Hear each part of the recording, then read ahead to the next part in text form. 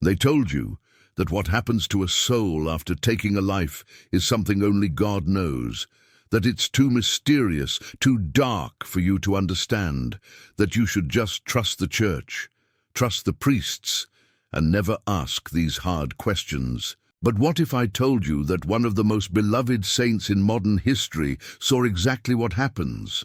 What if Padre Pio, the mystic who could see souls, who experienced the wounds of Christ in his own hands, witnessed the spiritual reality that happens when someone takes another person's life? And what if what he saw changes everything you thought you knew about judgment, about mercy, and about the way God really works? You weren't supposed to know this. For decades, these visions were kept quiet, whispered only in monastery halls, shared only among those who the church deemed ready to handle such knowledge. But your soul is ready. Something inside you has always known there's more to the story, more to understand about life, death, and what comes after. Today I'm going to share with you what Padre Pio witnessed, not to scare you, not to judge, but to show you the profound mercy and justice of God that goes so much deeper than anything they taught you in Sunday school. You've probably heard stories about Padre Pio, how he could read souls, how people would come to confession, and before they could speak, he would tell them their sins, how he could see guardian angels standing beside people, how he witnessed the last moments of souls departing this earth. But there's one particular vision, one witness account, that reveals something extraordinary about what happens when someone takes a life. It was a cold morning in 1937. Padre Pio was in deep prayer, as he always was before dawn. His hands, still bearing the wounds of Christ, were folded in silent communion with God. Suddenly, he wasn't in his cell anymore. He found himself in what he later described as a place between places. Not quite heaven, not quite earth, a realm where souls pass through in their moment of transition from this life to whatever comes next. And there he saw him, a man, a soldier who had just died in battle after taking the lives of 3 enemy soldiers. The soul stood there, not in agony as Padre Pio expected, but in profound confusion. The man kept looking at his hands, turning them over and over, as if he was trying to understand something that made no sense to him. Then Padre Pio saw why. Around this soul there were 3 figures, 3 luminous beings, and at first Padre Pio thought they might be demons coming to claim this soul for hell. But as his spiritual sight adjusted, he realized something that shook him to his core. They were the 3 soldiers this man had killed, but they weren't there to accuse him. They weren't there to drag him down to punishment. They were there to embrace him. Each of the 3 souls stepped forward. And as they did, Padre Pio could hear their words, spoken not with their voices, but with their hearts. The first soul said, "Brother, I forgive you. You were scared. You were fighting for something you believed in. Your bullet freed me from a war I never wanted to fight." The second soul spoke. "I was dying anyway. The wound in my chest was taking me slowly. Your shot was mercy, even though you didn't know it. I forgive you, and I thank you." And as the third soul stepped closest, "My friend, look at me. Really look. Do you see anger? Do you see hatred? I see only a man who was doing what he thought was right, just as I was. We were both following orders we didn't fully understand, but God understands.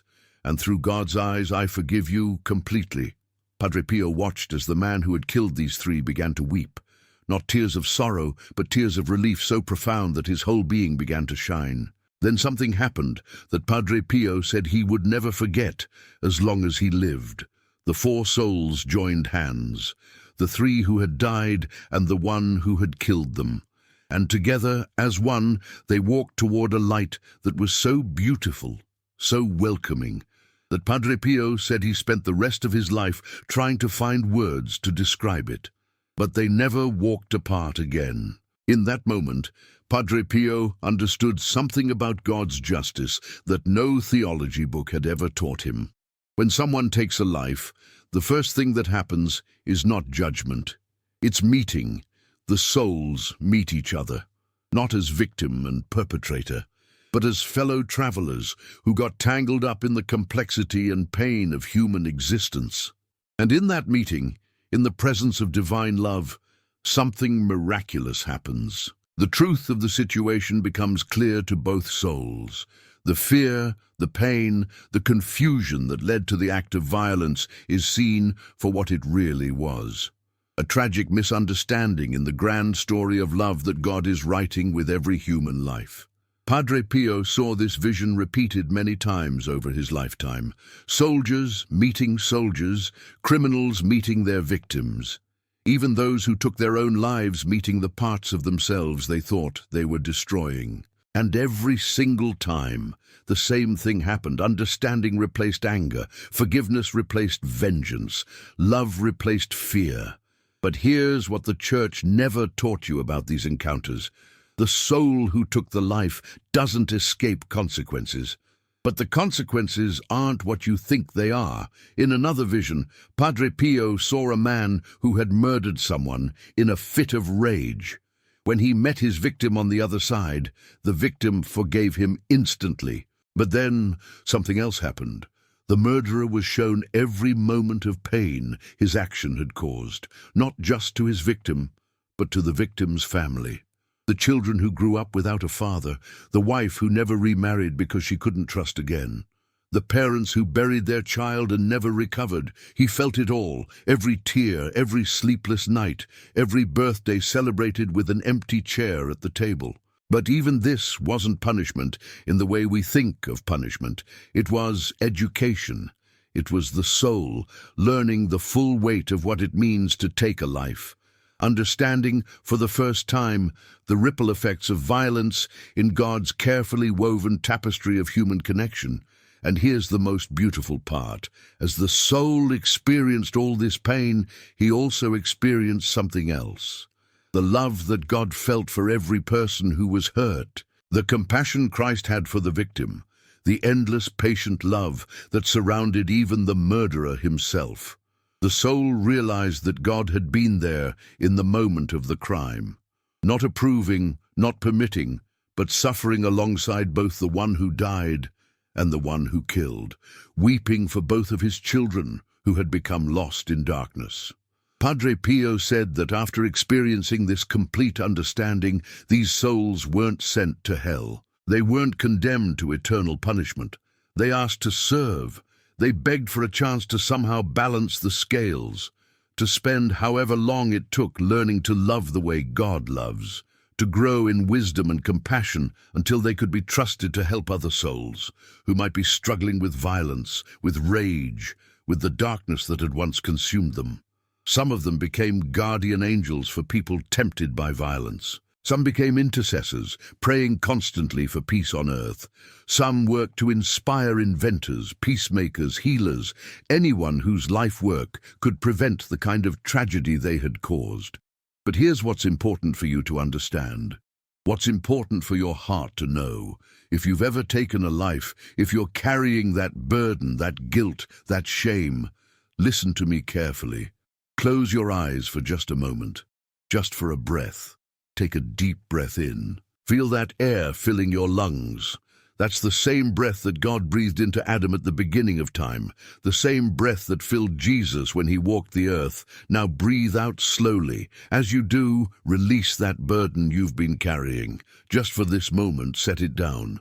Imagine, if you can, that the soul of the person whose life you took is standing in front of you right now, not as your accuser, not as your enemy, but as someone who understands what you've been going through.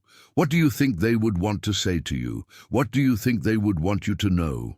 Padre Pio's visions showed him that in the presence of divine love, every soul wants the same thing for every other soul: freedom, peace, healing, the chance to learn and grow and love.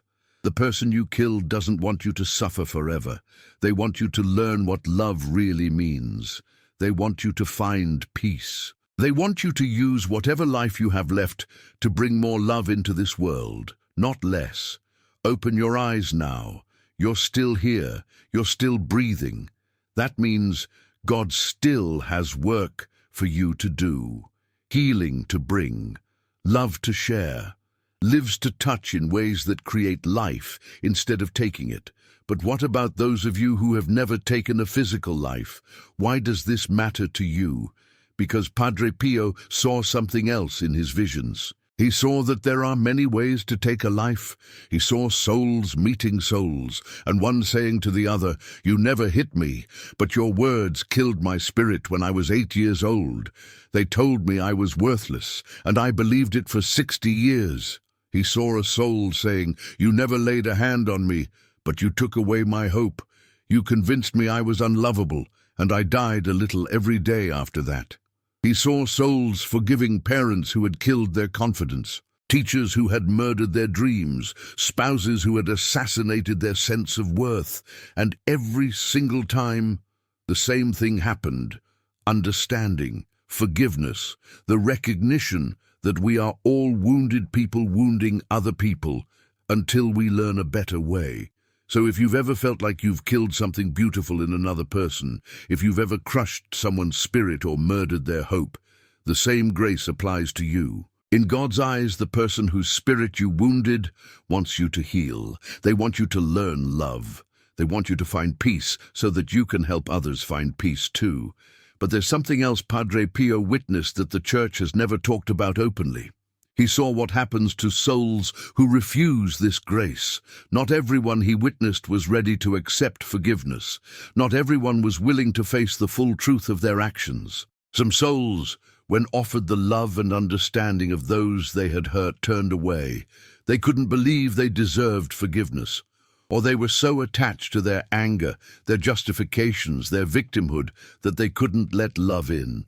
And what happened to those souls broke Padre Pio's heart. They weren't sent to hell by God.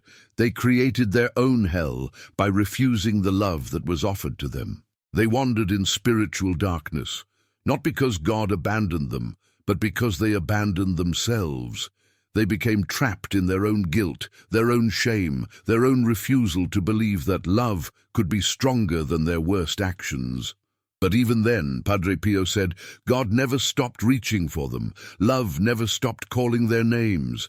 Angels never stopped trying to show them the way home. And sometimes, after what seemed like forever, these souls would finally turn around, finally accept the forgiveness that had been waiting for them all along, finally allow themselves to be loved despite what they had done. When that happened, their reunion with the souls they had hurt was even more beautiful, because they had learned something that can only be learned in the darkness. They had learned that love is stronger than anything, stronger than death, stronger than murder, stronger than the worst thing any of us could ever do. This is what Padre Pio saw. This is what he witnessed in vision after vision for over 50 years. Not a God of vengeance keeping score, not a cosmic judge waiting to punish, but a father who loves his children so much that even the worst thing they can do to each other can't separate them from his love. A God who sees the wounded person inside the person who wounds others, who understands that violence comes from pain, and pain comes from feeling disconnected from love, and a God whose justice isn't about punishment, but about healing, about education, about giving every soul, no matter what they've done, the chance to learn what love really means and to spend eternity expressing that love. You weren't meant to carry shame about your worst moments forever. You weren't meant to define yourself by the darkest thing you've ever done. You were meant to learn, to grow, to let those experiences teach you about the preciousness of life and the power of love to transform anything. If Padre Pio could see you right now, if he could peer into your soul the way he did with so many others, what do you think he would say to you? He would tell you that God sees you not as what you've done, but as who you're becoming, not as your worst moment, but as your fullest potential. He would tell you that the shame you carry, the guilt that whispers you're beyond redemption, those voices are not from God. They're from the very darkness that caused whatever harm was done in the first place. God's voice sounds different. God's voice says, "My child, you are loved, you are forgiven, you are mine. Now let me show you who you really are underneath all that pain." This is the message Padre Pio carried for his entire ministry. This is what his stigmata, his wounds, were meant to show the world. That even the worst suffering can be transformed into the deepest love when we allow God to work through it. Even taking a life, even being responsible for death. Even that can become the beginning of a deeper understanding of how precious life really is, and that understanding, that hard-won wisdom, becomes a gift that can help others choose life instead of death, love instead of violence, healing instead of harm. So what does this mean for you? What does this mean for your life right now? It means that whatever you're carrying, whatever burden of guilt or shame you've been dragging around, it's time to set it down. Not because what you didn't matter, but because what you do next matters more. It means that if you've taken a life, physically or spiritually, your story isn't over. God isn't done with you. The souls you've hurt aren't done forgiving you. And you don't have to be done learning how to love. It means that every day you wake up is another chance to choose life over death, to speak words that build up instead of tear down, to touch others with hands that heal instead of harm. And it means that somewhere, in that place between places that Padre Pio witnessed, the souls of everyone who has ever been hurt by you or anyone else are cheering for your healing. Because they understand now what Padre Pio understood, that we're all connected, all family, all children of the same loving God. When you heal, they are honored. When you learn to love, their suffering becomes meaningful. When you choose life, their deaths become the birthplace of something beautiful. Before you go, there's something I want you to have, something that Padre Pio himself would have wanted you to see. Hidden away in ancient monasteries, in the writings of mystics who saw what Padre Pio saw, there are texts that the Church has never shared widely, prayers for souls in transition, meditations on divine mercy. Wisdom about death and what comes after that can bring such peace to anyone carrying burdens like these. We call them the sacred scrolls. And each one contains a piece of the truth that Padre Pio spent his lifetime witnessing and sharing. These aren't just documents. They're doorways into the same kind of spiritual sight that allowed him to see souls, meeting, forgiving, healing, and learning to love on the other side. The link is right here below, in the description and in the pinned comment. And if you're feeling alone in this journey, if you're carrying burdens that feel too heavy to share with anyone in your regular life, know that there are others walking this path with you. We've created a quiet sanctuary on Facebook. A private place where people like you can share their hearts without judgment, where you can find support from others who understand what it means to carry weight like this, where you can learn that you're not the worst thing you've ever done. You're not beyond forgiveness, and you're certainly not beyond God's love. If this message has touched something deep in your heart, if Padre Pio's visions have shown you something you needed to see, the link to our sanctuary is below as well. Go in peace, dear one. Know that right now, in this very moment, you are surrounded by more love than you can imagine. The souls of everyone you've ever hurt and everyone who has ever hurt you are all rooting for your healing. Because in the end, we all go home together. We all learn love together. And we all become part of the same beautiful story that God has been writing since the beginning of time. The tomb is empty. Death has no final word, and neither does anything you've done or anything that's been done to you. You are loved, you are forgiven, you are free.